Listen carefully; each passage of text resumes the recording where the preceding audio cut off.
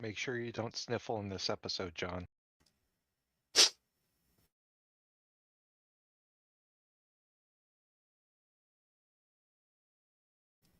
Hello and welcome back to the Masonic Roundtable, a weekly program where Masons from around the world get together to talk about Masonic news and opinions in a friendly and social manner. As a reminder, the thoughts and opinions expressed here are solely the opinions of the participants and do not represent any grand lot statements or positions. Make sure you keep your conversations open for the public and on the level. To interact with us, we love seeing you live every Thursday night in Facebook and YouTube. Comments are always fun. We can't get to them all, but do realize your comments may show up on the show, so keep that in mind. And as always, if you can't catch us live, catch us in the replay or in your favorite podcasting app. You know me, John Ruark, past master of the Patriot Lodge, number 1957, in good old Fairfax, Virginia. Next up for his introduction, Jason Richards. How the heck are you? Hello, Jason Richards, past master of Vacation Lodge number 16 in Clifton, Virginia, and member of Lafayette Lodge number 79 in Zanesville, Ohio. Yay! And Worshipful Master, Joe Martinez. For the last and final time, Worshipful Master. Hello! Never say never. Hey. I told you, we're moving. If it happens again, we're gone. Joe Martinez, current master of Manassas Lodge number 182 in Manassas, Virginia, member of other things and stuff. And as always, damn glad to be here. Well, oorah to you too. And happy to be back. I think I was dying last week. Yeah, sorry about that. Jason was something hanging going on on. before Yeah. that. We missed you. Jason got the sickies too. Yeah, if you're not feeling well, apparently 15% of America is not feeling well. So take your meds, take your Tamiflu, all those good things. And keep rocking. Spring is coming. We promise. You gotta get over the hump. Let's do it. Yep. Let's do it together. Yep. Spring is coming, so we can dive right into seasonal allergies. Right into allergy season. Yes, Yep. Indeed. Great. Let's all tackle this thing separately in our own homes. Speaking of separately supporting something, our patrons are awesome. Did you know that? They are. We love you. They've supported the show for many, many years. Head over to patreon.com/the Masonic Roundtable if you want to keep this show going for another 20 some odd years, maybe 15? Fewer than 20, 15. Hey, we've officially hit 11 years as of 2 days ago. Hooray! It's exciting. Yep. Keep us in our supply of Tamiflu and ivermectin. I almost said longer than your average one-day conferral, but no, I wouldn't say that. Longer than your average video degree. Yes. Yes. Thank you very much for all the support. You guys rock my socks. Yeah, appreciate it. Yeah, and then we also have that time of the week where we play the tarot card of the week just for Joe. Right, Joe? Tarot card of the week.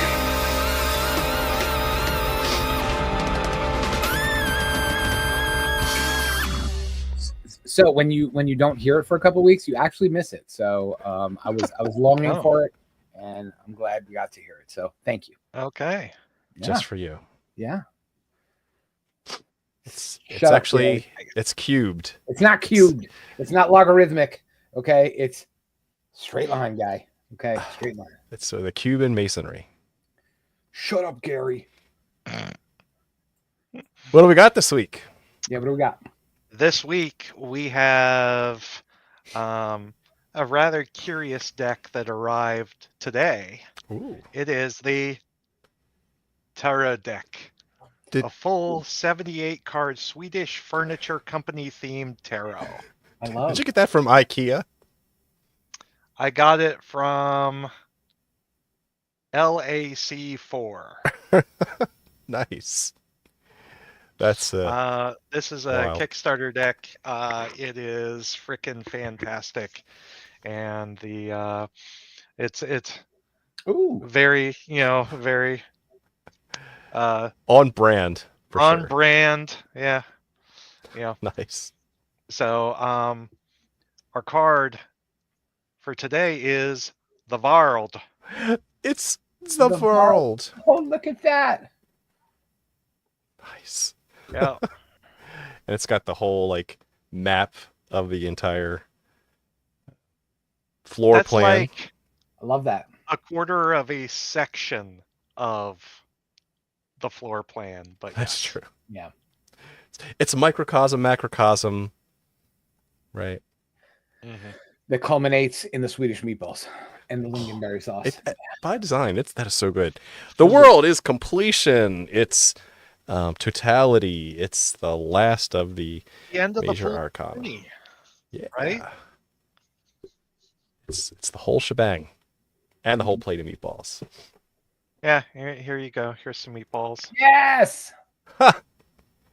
That makes me happy. Starna. Nice. Yeah. And you always pay for the dollar for the extra meatballs. You never just get the. And the cinnamon buns, cinnamon rolls. Oh. What is that? Oh my god! I want to put a deck in here, bro. I want one like tomorrow. Little ice cream scoop of mashed potatoes and the lingon. Shit, I'm hungry now. Damn, dude. Yeah, you got the smoked salmon too. I never did the smoked salmon there. You know, like processed meat cooked to a good temperature, fine. But salmon, yeah. I'm not sure what the Allemensretten is. I will have to take a look at the translation, the little key. Oh, Allemensretten, Swedish meatballs, pentacles. Nice. So the king of pentacles is the Swedish meatballs. That makes me happy. Yeah. Brings joy to my heart. Well, and stomach. Again, it's always good to do these tarot pulls because it usually relates to the episode in some way. So with the world is light, it's everything, it's the completion. It's gonna be a good time because we're gonna approach this thing from multiple angles. This is gonna be a lot of fun. Yeah, light was the first act of creation, so this is gonna be a fun show. Or was it? Or was it? Dun dun dun. First act. Okay. I was very particular in my. We'll get there. We'll get there, guy. We'll get there. Did I stutter? Okay. Let's get to the beginning first. In the beginning. Where did this light come from, Joe? Was it really in the beginning? Was it in the beginning though? So let's dip right into our historical understanding of the science of light, right? So I guess some of the earliest people who thought about it and wrote about it and discussed it were the ancient Greeks, which we love to revere as Masons, right? People like Empedocles and Euclid. They wrote and did math based on the study of light. And ancient Greeks, they were very one-sided in their opinion of light, but they believed that light traveled in rays, so that they were these physical construct known as rays. And that's how light traveled from one place to another, right? And we fast forward a couple of hundred years to our friend Aristotle, who was kind of sort of right for his time. We now know that he was wrong, but back then, people in Aristotle's time, including Aristotle himself, believed that light travel was instantaneous. It was there everywhere, right? And we do know that it is fast. That is glorious. So glorious. I mean, they're skirting the edge of just copyright issues with all of these cards, aren't they? They really are. But love it. I want one. But yeah, Aristotle thought that light didn't travel. It was just instantaneously everywhere, which we now know that is wrong, right? There is a speed of light, right? And that light will always travel at that same speed. Sorry to the Star Trek fans, right? Nothing travels faster than light.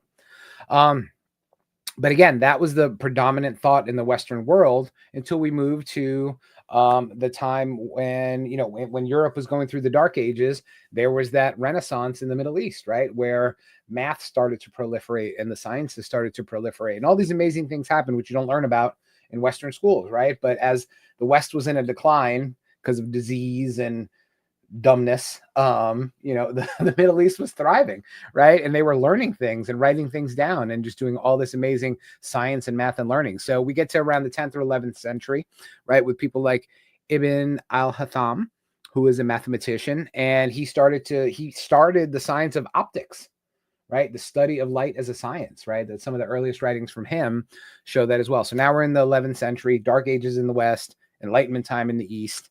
Was the Dark Ages before light? Oh, yeah, we'll get there. Yeah, we will get there. So then we fast forward a little bit to the time of Isaac Newton, right? So Isaac Newton, 17th century, right? But Isaac Newton postulated that light was a particle. Okay, so we went from rays to just being instantly everywhere to now light being a particle, right? So, and that's kind of how it sat for a little while, for about a good 150 years, until we get the time of the early 1800s, where scientists like Thomas Young and other people in Europe started to propose that light acts or appears to act like a wave and not a particle, right? So now we've got these two competing theories. Is light a wave or is light a particle? And it wasn't until the beginning of the 20th century where we actually did experiments to actually prove what it was. Well, which one is it? Well, spoiler alert, it behaves like both, right? What? So, yeah. So you have 1905, Einstein wrote about the photoelectric effect, right? And you've seen it on the Discovery Channel and in some movies and things like that, where light can sometimes behave as a particle when it's a photon, or it also behaves as a wave, right? So you've got these two different ways that light can interact with the world and how you perceive it. So it's super, super interesting, right? All boils down to things like the double slit experiment, which I think everybody here has either seen in high school or on YouTube or something like that, where light photons can behave both as waves and both as particles, depending on how it's being observed, right? Or the actions of the observer. And Jason's going to touch on this when we start to get really metaphysical with it, of, our perception of things influences what we see and how the world is, right? So, yep, there it is. The double slit experiment. Yep, absolutely. Thomas Young in 1801. Yep, that's right. So this is the precursor to quantum mechanics, right? That modern breath of science, which Einstein absolutely despised, right? He did not like quantum mechanics. He liked his physics orderly, nice and neat, yes. Nice and neat and full of gravity, and that gravity ruled all, and testable and repeatable, right? Indeed, absolutely. Where you get to things like Einstein, what is it that he called it, where he hated quantum mechanics? He just was not a fan of it, which is interesting because that played a really big role in the atomic age, right? And his influence in it. People like Oppenheimer and stuff like that, who were super big in the quantum mechanics. He was not a big fan of it, but he called quantum entanglement, which we'll get to later, spookiness at a distance. And he did not like things that were spooky, and he did not like things that didn't obey the laws of physics, right? So, but we'll talk about that in a little bit. Einstein was very much a rule follower. Yeah, absolutely. And based on, both general and special relativity, there were rules to the universe, right? Yep. The way that they behaved based mostly on gravity. But that there was a set of rules. There was a speed limit to light, that nothing could travel faster, but yet we saw that the universe was expanding faster than the speed of light would allow. So how did that happen? Right. So, yeah, so that's the history of light and our study of light. But big takeaways are they act as both particles and they act as waves. There is a speed limit to light, which we've now established, and nothing can go faster than light, except the things that we showed do travel faster than light. We'll talk about those as well. But it, gives us this baseline into, we really haven't spent all this time studying such an important concept such as light, right? It's only been really a couple of 100 years where we've actually, that's true, put our toes down on some definitive theories as to where light comes from, how it travels, and how it behaves. So, well, even with like the classical elements, right? You have, air, fire, earth, water, the quintessence or the ether. Ether, yes. The ether, it's the void. Like there's nothing there necessarily that touches on light itself. So it's bad. That's a good point. Yeah, that's a great point. Fire does a little bit, but the whole the element of fire isn't really, it's more heat right. than light. Dry heat. Absolutely. Yes. Yeah. Mm-hmm. Yeah, absolutely. So it seems to me like that's a pretty glaring omission in the field of alchemical science in the Middle Ages. That is interesting. Yeah, I never really thought about that until you. Well, yeah, I mean, pull that thread though. I mean, so when the ancients were talking about the elements, how did they perceive light then? It was just, was it the Aristotle way, where it was just always there and it never traveled and it didn't move, right? It was just ever present, right? Always present, always there. Did it count as one of the elements? I mean, based on what we're saying, probably not, right? It wasn't something you could no, I bottle. don't think so.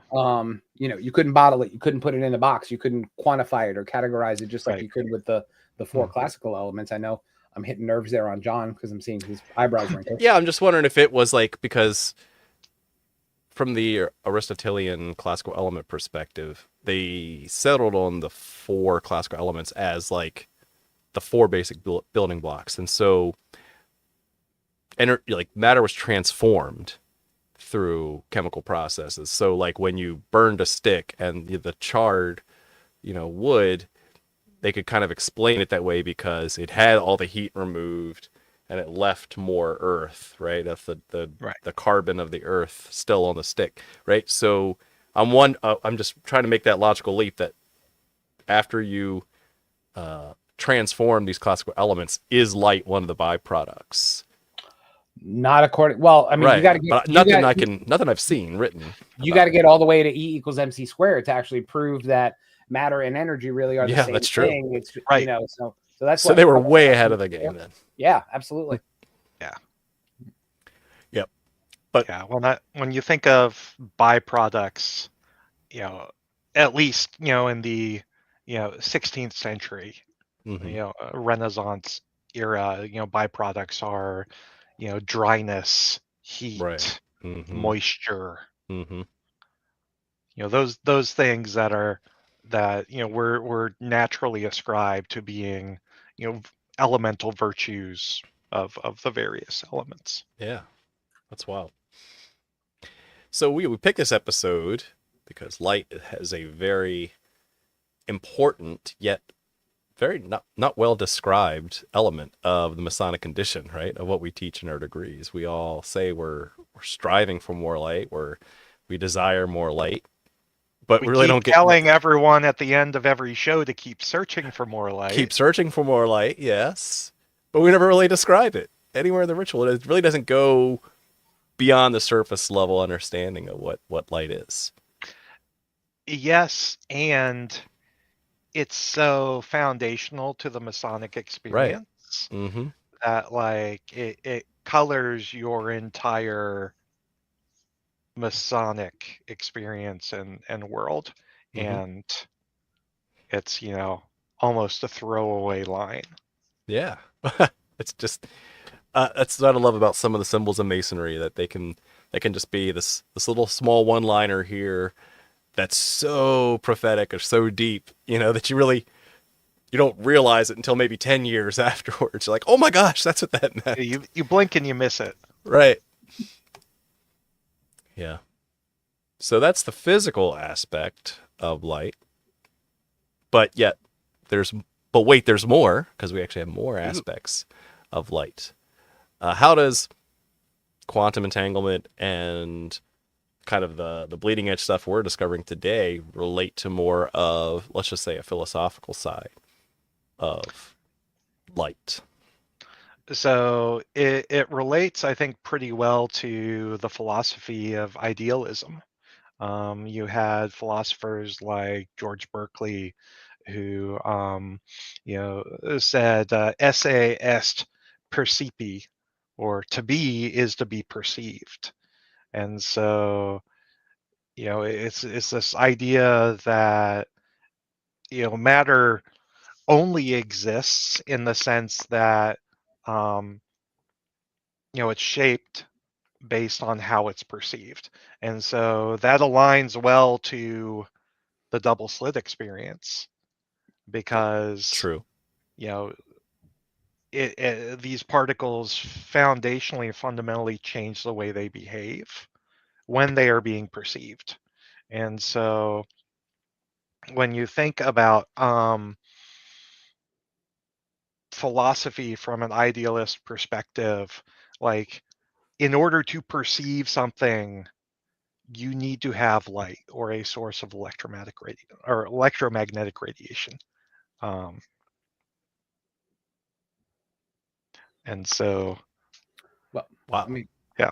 certain kinds of it, we don't want gamma rays to be that object of perception, because then Well, yeah, skin will melt off and you'll die, and you'll look like folks that right. lived in Chernobyl in the 80s. So we don't want that. Or X-rays, also bad, So the normal Yes, EM but you radio. can perceive things with X-rays.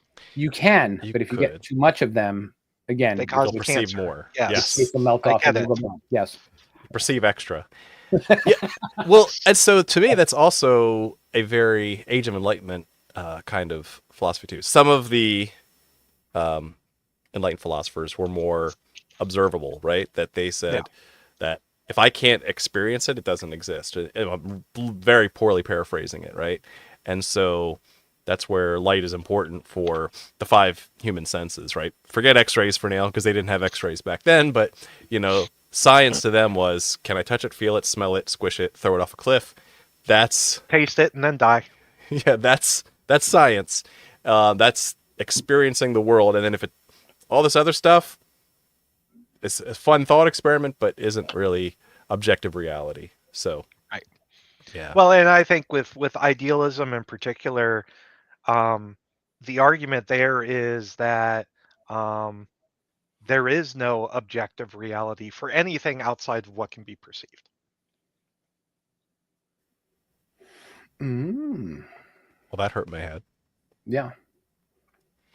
Well, look at that. We've got things like If our perceptions differ, so right, someone who is colorblind mm-hmm. and me who is not looking at the same object, there's no objective reality in that object that we're looking at. Kind of reminds me of like the 5 blind men and the elephant, right? I feel a Plato's rope. Cave. Yeah, I feel a tree trunk. branch. Yeah, tree trunk, that kind of thing. Both true in their perspective, right? So each is true, but not truth, if that makes sense. That's wild. Yeah. Yeah. So it's different from a lot of traditional philosophical assumptions that the external world exists kind of regardless of whether or not there's a conscious effort directed toward it. Wow. You got me, gave me a lot to think about Exist there. Independently of human consciousness, right? Well, I mean, and that goes right back into the science of it. I mean, you're touching on some really deep philosophical aspects, and we're talking about light, but you can bring all that back to the weirdness of quantum mechanics. Look at quantum entanglement. You don't have to be so. Quantum entanglement, for you people that aren't nerds, right, is you can have 2 photons that are on opposite sides of the universe, and if you change the behavior of one, instantaneously the behavior of the other photon will instantaneously. So Einstein already right there hated everything that had to do with, right? Because he didn't like instantaneous, right? Because that violates the laws of, the cosmic speed limit, right? But they've proven that quantum particles are entangled and will do things at the same time at a distance, right? So now, does that have to do with perception or perceiving it? Or does it happen on its own? But going back to what Jason said about reality, I mean, that is... If a photon across the universe is entangled and there's no one there to observe it, does it still move? Does it make light? Does it make light? Yeah. If you have green beans for dinner, does it make more light? You'll be sad. So, interesting thought from Brother Jose. Parmenides is more hermetic. Perceptions can be deceptive. Only reason truly discerns reality. Yes, but how do you account for differences in rational thinking? You could have 2 rational logical arguments. Yeah, that could arrive at different conclusions. Yes. Right. Math is a little bit more, you can come to the same answer, but from logic and reason. Most of the time. Most of the time. Mm-hmm. Is it PEMDAS? Other times it's just imaginary. Oh. Oh. Look at you. All right, so I'm going to pull that thread. Like it. I'm going to pull that thread, take it a step dumb it down for John over here, because Jason just blew my mind like 6 times in like 5 minutes. First time I was doing some research on what light is in Masonry, I picked up one of these fancy schmancy Masonic Bibles. This one's actually from like the 50s. King James? King James? It is King James. Yeah. And it's not the NRSV UE, but Masonry's approved translation. Yeah, so what makes it a evil satanic, Mason Bible is it does have like a little bit of commentary up front before Genesis that talks about Masonic themes in the Bible. Nothing happened before Genesis, John. No. What's wrong with you? Before in the beginning. So one of the things they have here is like a little bit of a cheat sheet. Unless you read John 1. Yes. In the beginning was the Word, not the light. But anyway. The Word was with God. The Word also was God. And this other he was with God in the beginning. Is that observable? They have light. Well, he was there to observe it. You can self-observe. If you self-observe, then it does exist. Got it. Then the quantum particle does spin. All right, so for light, in what is the symbolism of light, as it says in this little introduction? Light is a symbol of knowledge. It is the ultimate desire of every Mason to be well-informed on Masonry, and may every Mason strive consistently for light, and especially for light eternal. So I already hate it because you're using the word in the definition, but I already hate it. Yeah. He who introduces light into the lodge must be a worthy man and experienced in the craft. That's it. That's all that it says. And then they throw a couple references to Genesis 1. That is not helpful at all when you're trying to say, well, what does light mean in a Masonic context? Well, it's, light. It's light. But it's like light and stuff. And you got to have light to enter the lodge. Well, let's since we're talking about Genesis, right? That's a good place when we're discussing light.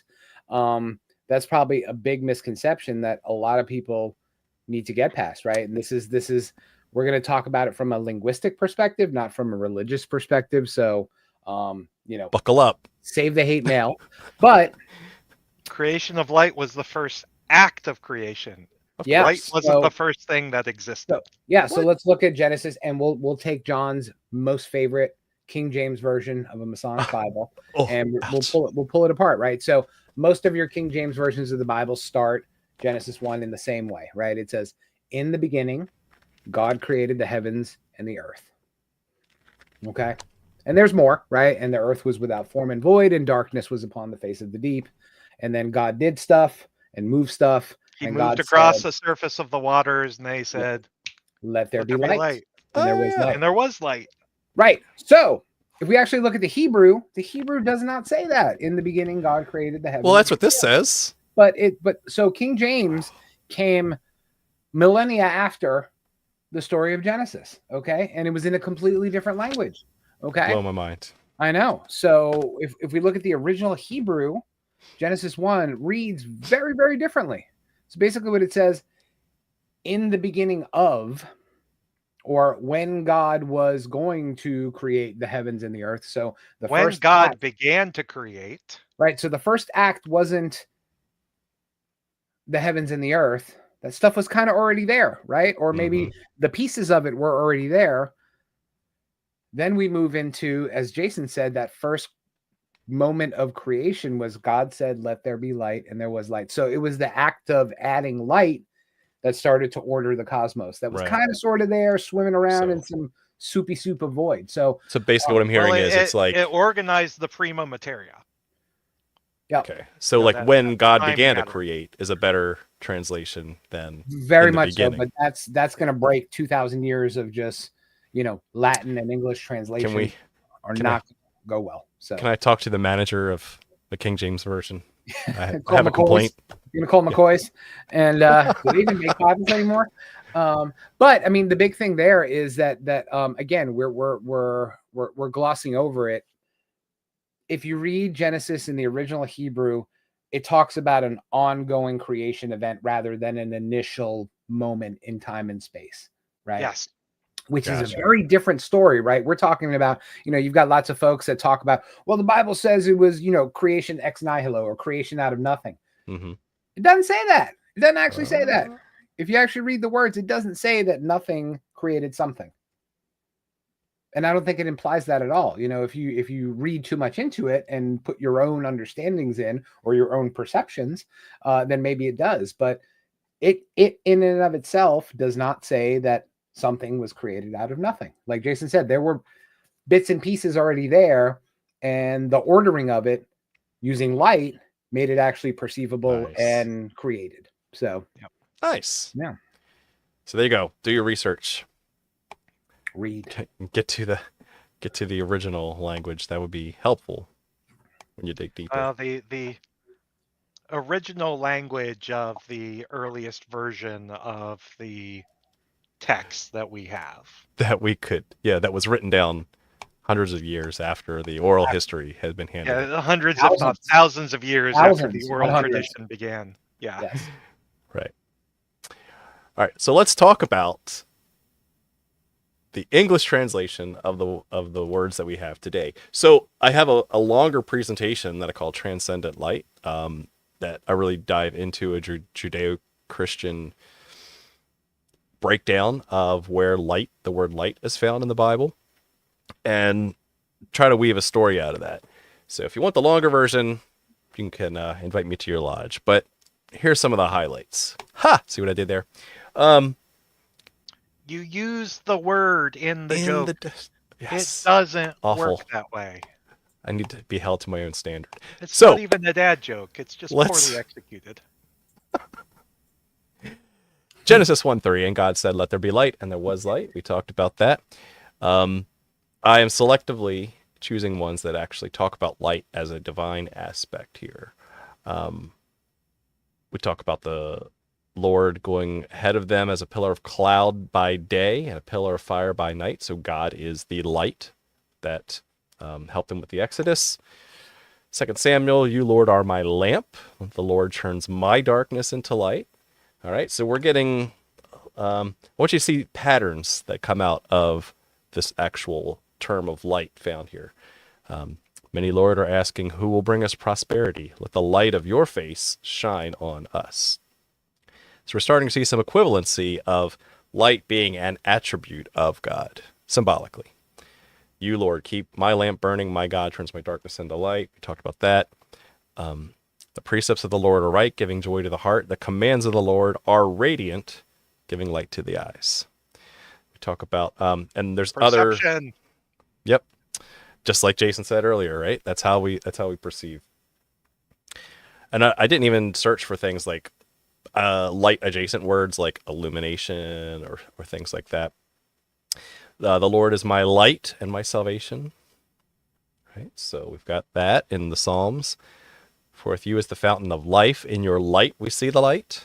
So we're now equating light with life as well as divine attributes. So not just light, but eternal life. All right. And those aspects as well. Because we're looking for patterns, looking for themes across the whole thing. "For you have delivered me from death and my feet from stumbling, that I may walk before God in the light of life." The light of life. All right. So you are radiant with light, more majestic than mountains, rich with game. I could go on and on and on. But what I want you to take away from here is, in the Old Testament specifically, we are actually equating light as a metaphor, byproduct of, facet of the divine, and its association with life, both like a good fulfilled life as well as the positive aspects of life eternal. Jason. So, if light is an attribute of the divine, and light is what enables perception, and perception has an impact on reality,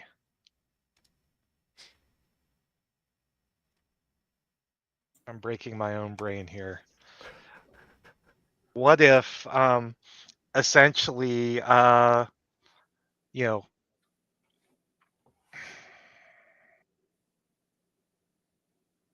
Sorry, struggling how to I'm corral just the watching these crazy. This is good. neurons This is Oh my great. goodness. dealing together. I'm watching. I'm not going to say a word.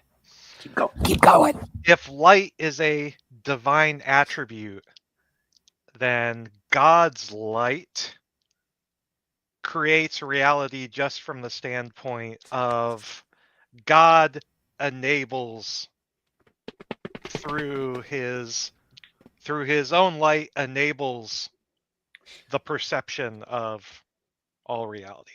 Dr. Richards, question. Yeah.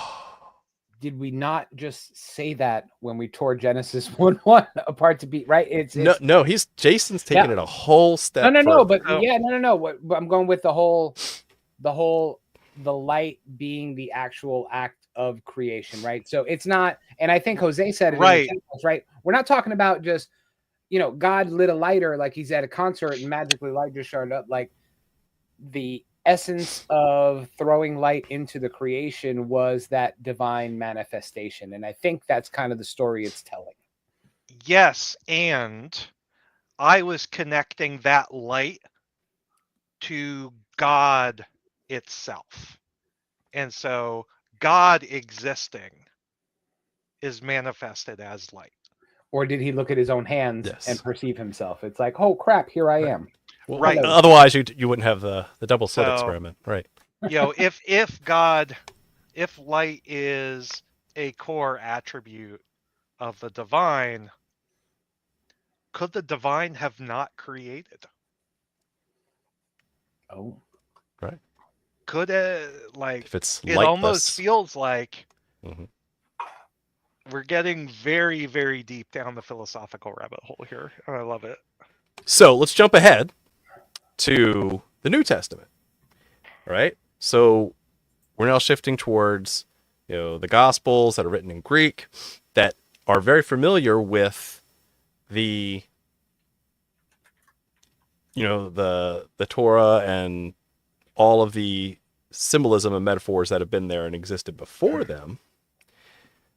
But now Jesus decides to take it on a little bit of a spin here. So let me share some New Testament things, because we have to search for the word phos in Greek to get the word light in the New Testament. All right, so Matthew 4:16, the people living in darkness have seen a great light. On those living in the land of the shadow of death, a light has dawned. Right? You are the light of the world. A town built on a hill cannot be hidden. Neither do people light a lamp and put it under a bowl. They put it on a nightstand and gives light to everyone in the house. In the same way, let your light shine before others, for that they may see your good deeds and glorify your Father in heaven. Okay, so we've now taken it a step further than just light being a representation of divine power. But now it's saying, wait a minute, it's saying you are the light of the world. Like, let your light shine before others to glorify your Father in heaven. Right? So it's now putting more of the responsibility to the individual to radiate light. Not in replacement of God, but that you may glorify God. So, in effect, you become a vessel. Be Christ-like. Exactly. The eye is the lamp of the body. If your eyes are healthy, your whole body will be full of what? Full of light. Then he was transfigured before them. His face shone like the sun, and his clothes became as white as the light. A light for revelation to the Gentiles and glory of your people, Israel, and so on and so forth. So, yeah, Joe. It sounds like you're on the edge of your seat. I was digging everything you said, but I think there was a sharp there was a bit of a contrast, right, between Old Testament and New Testament uses of light, especially when you get to John, right? And John gets super, super metaphorical, and very, very spiritually focused as opposed to the other gospels. But John is the occult gospel.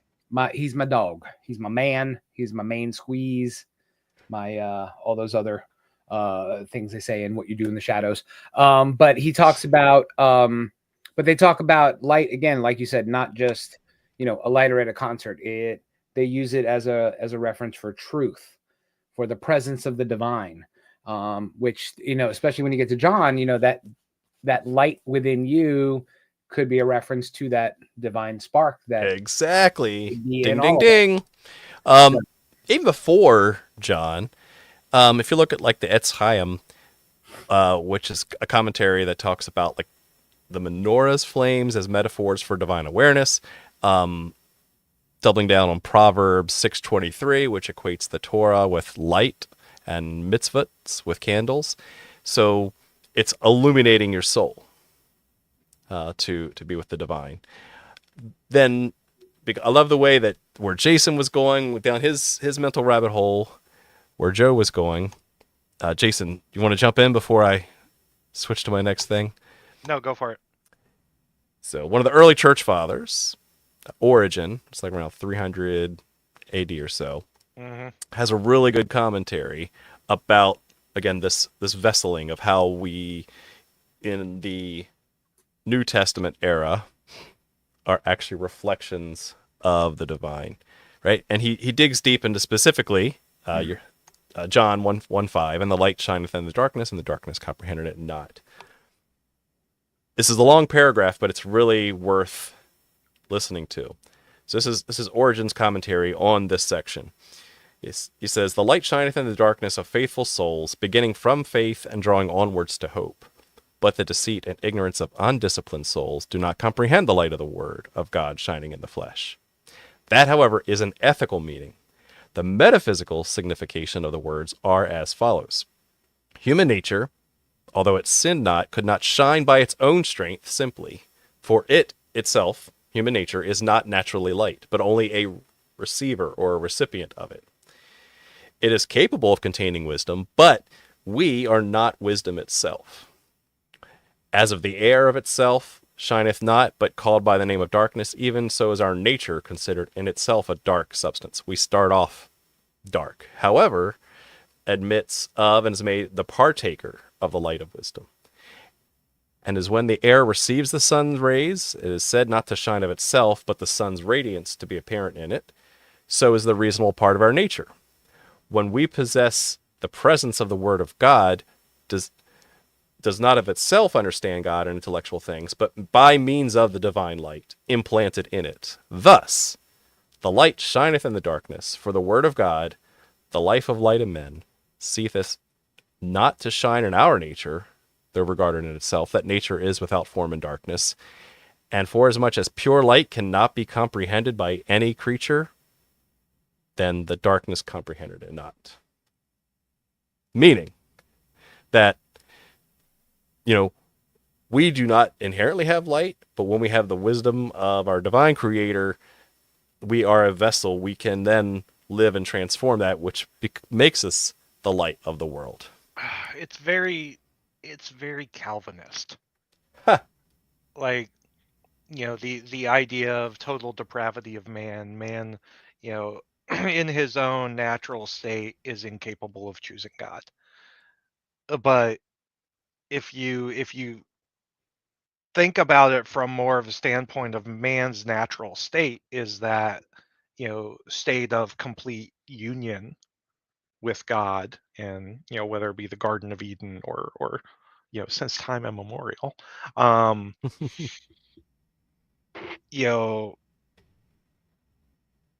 think it kind of throws some of that out of the window, because if there is light in God and man is a reflection of God and made in God's image, before the there fall. is before. Well, that's part of the problem, right? But there is still. Joe's on mute, but he's just. I was going to say, you were talking about, I don't think God looked like, was chubby and in a tracksuit and stuff. He definitely looked better. Tracksuit Jesus. Pretty sure. Tracksuit Jesus. I'm talking metaphorically. I'm not talking literally. Metaphorical tracksuits. Put on the tracksuit armor of God. The sweatpants of righteousness. The headband of holiness. Yes. No, I was fangirling here when you brought up Origin, right? Because Origin was one of the first to, number one, just write commentaries on a lot of things that happened in what would later become the Bible. But going back to Jose, because he brought it up a couple times earlier in the chat, Origin in his commentaries, and this is, late 100s, early 200s CE, right? He flat out says that, hey, in Genesis, there was light before the sun, the moon, and the stars. Okay. But then if you read a couple of paragraphs into it, he argues flat out. He's like, y'all need to realize that first light in Genesis 1 was not a physical light. Right? What? It was a divine light. It was an intellectual light. It was a spiritual light. And that's how you need to look at the light of the creation. There you go. We don't even have time to get emanation. We don't have time to get into Ein Sophor or any of that stuff. I'll save that for my Lodge presentation, because that's exactly right. Again, so you can't just look at light as shiny stuff that comes out of a candle, right? You have to look at it in wisdom. You have to look at it in terms of divine presence, divine knowledge, divine wisdom, right? It's what you're saying is it's allegorical. Well, even Origin would say it's allegorical. Absolutely. So that's where I think it's fascinating, right? When you really bring it back to Masonry, right? Why do we say that we desire light? Right? Then that's a really heavy request, right? That's like Solomon asking for wisdom at that point. Like, you can have anything you want, and Solomon's like, how about wisdom? Can I just have wisdom? Like, that's a really abstract thing to ask for. Well, we want a change of perception. What is wisdom if not a change in perception? Right. Gird your loins, men, in the sweatpants of righteousness. We ride at midnight down to the Taco Bell for sustenance. I love it. Cheetos and Mountain Dew Code Red. Oh, Code Red, so good. So good. So caffeinated. Yeah, so that's from a Judeo-Christian aspect. I specifically limited my research for that paper to be done just in that Old Testament, New Testament correlation there. I know that there's other Quran references to light and other extra biblical. Well, if we're talking about, and yeah, we don't have to get into it. This could be a whole other show. But I mean, if you look at the Eastern religions, religions looked at light as illumination equally as much as our Near Eastern religions did, right? Nice. So we're talking about Buddhism. We're talking about look at ancient Egyptians. I mean, they most revered Ra, right? The god of the sun, the god of light. Exactly. Because they could see him every day when they woke up, it was a physical manifestation for them. But yeah, light permeates all of your big faith systems throughout history. And so Kevin here says, I keep thinking of light as consciousness, or like the ability to perceive. Yes. Yep. 2 points for Kevin. 2 points to Gryffindor. 2 points to Hufflepuff. What if Kevin was actually a Slytherin? Ew. Yeah. Okay. That sounds like a very Kevin thing. Kevin. Let's see. So again, that's my jam is when I find different Kevin. That's where we love you, Kevin. That's where we get these references to. My jam is like finding syncretic and repeatable symbolism across cultures and time, because that just says something about the human condition and about how there must be some divine intelligence or the grand design behind a lot of this stuff that we as human beings on different sides of the earth at different periods of time can find relatable aspects of our humanity that are consistent with each other. So there's light, there's symbols. I just think it's fascinating to see it that way. Yep. Love it. Cool. And I think that's enough. Jason's already hurt my head like 3 times tonight, so yeah, I hurt my own head. I have to go sleep that off. I got to go sleep that off because I'll wake up at like 4 a.m. Like, oh yeah, Jason, what about this? So thank you for doing that. Fine.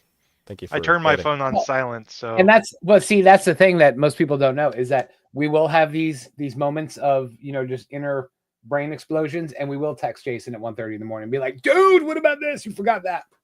And he'll like, shit. And then Jason will stay up for 2 hours and find us the answer. Nice. If I see it. Yes. If you see when he sees it. When I see it. Notify anyway.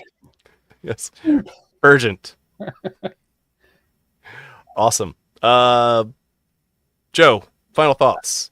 How lighty are you? I love light. I love lamp. All those things. Yeah, no, this was fun. This is a fun show. I love nerding out. I love how you threw in some origin in there and just brought it home, right? But yeah, I am a big fan of all things light. As you can see, it bounces off my very shiny head. So I am the light of this room, at least. And yeah, this was fun. We should do. Don't keep it hidden, Joe. Yeah, wow, it's a lot of light. Don't hide it under. Don't hide it under a cap. Don't hide it under a bushel. No. Bushel. Yes. Jason. Oh man, what is there left to say? Nothing. So I really enjoy just being able to take a syncretic view that looks at the science and the religion and the philosophy and the history. And it's really, really cool to me when we can take a look across all of these varied disciplines and see how they really reinforce one another. And that's really some of the coolest stuff in the world. That's why I'm so addicted to like the study of quantum mechanics and philosophy, because there are very, very smart people who have been studying this a long time, and it's really, really cool to see literally how our own perception shapes reality over the course of the years and the centuries as we get more adept at perceiving reality. Boom. Love it. That's fantastic. Yep. As for me, let's see. Yeah, just bringing it all home. It's fascinating to see consistency of light from a philosophic and spiritual symbol that again transcends a lot of things because it is a symbol of transcendence, which is kind of cool, and how it can mean good deeds like mitzvahs or commandments, but it could also mean a presence, a reflection of God, all the way down to the reflection of God within us. And so however you want to interpret that, there's the world's your oyster, but I think that's definitely worth exploration. Like, what does light mean to you? When you go through all these degrees and you get more light and you get all these shiny lapel pins, like, what does light mean for you? What does that journey look like from your Masonic, your journey to enlightenment? What does it look like to you? And how are you getting there? And are you enjoying the journey? Because I know I have. It's been a lot of fun. This has been a great episode. This has been a lot of fun. I want to thank all of you watching live or in the replay. And keep searching for more light. You guessed it. Have a good night.